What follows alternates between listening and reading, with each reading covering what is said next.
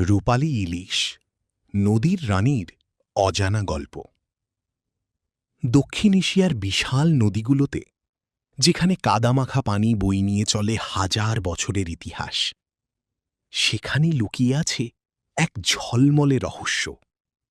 পানির নিচে হঠাৎ এক ঝলক আলো, রূপার মতো ঝিকমিক করে ওঠে, মুহূর্তেই হারিয়ে যায়।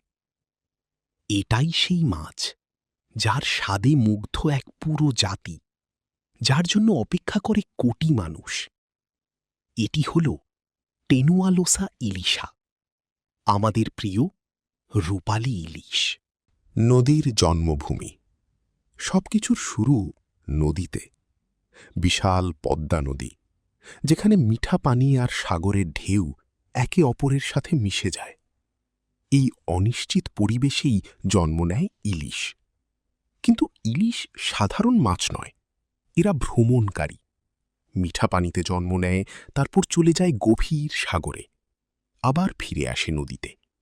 এই কঠিন যাত্রাকে বলা হয় অ্যানাড্রোমাস মাইগ্রেশন, প্রকৃতির সবচেয়ে চ্যালেঞ্জিং অভিযানের একটি। রূপালী শরীরের রহস্য। ইলিশের শরীর যেন জীবন্ত রূপা, ঝকঝকে, মসৃণ, আলো পড়লেই ঝিলমিল করে ওঠে। এই রূপালী আভা তাকে শিকারীদের চোখে ধোঁকা দেয়, কিন্তু মানুষের কাছে এটাই তার সৌন্দর্য। নরম কাঁটা, তেলে ভরা মাংস, অদ্ভুত স্বাদ ইলিশকে করেছে বিশ্বের অন্যতম সেরা মাছ। জীবনের সবচেয়ে বড় যুদ্ধ। প্রতি বছর শুরু হয় এক অসাধারণ যাত্রা। লক্ষ লক্ষ ইলিশ সাগর থেকে ছুটে আসে নদীর দিকে। মেঘনা নদী, যমুনা, পদ্মা, তীব্র স্রোতের বিপরীতে দিনের পর দিন সাঁতার কাটে তারা। শিকারি, জাল, ঝড় সবকিছু পেরিয়ে শুধু এক উদ্দেশ্যে, ডিম পাড়তে। এটাই তাদের জীবনের সবচেয়ে বড় যুদ্ধ। মানুষ আর ইলিশ। বাংলাদেশে ইলিশ শুধু মাছ নয়, এটা আবেগ। গ্রামের রান্নাঘর থেকে শহরের উৎসব, সব জায়গায় ইলিশের উপস্থিতি। পহেলা বৈশাখ, বিয়ে, বিশেষ দিন, ইলিশ মানেই আনন্দ। কিন্তু এই ভালোবাসাই এখন বিপদের কারণ। অতিরিক্ত মাছ ধরা, অবৈধ জাল, পরিবেশ পরিবর্তন ইলিশের অস্তিত্বকে হুমকির মুখে ফেলছে। টিকে থাকার লড়াই। ইলিশকে বাঁচাতে শুরু হয়েছে লড়াই। নিষেধাজ্ঞা, ডিম ছাড়ার সময় মাছ ধরা বন্ধ, নিরাপদ অভয়ারণ্য তৈরি, এসব কাজ করছে বাংলাদেশ মৎস্য অধিদপ্তর।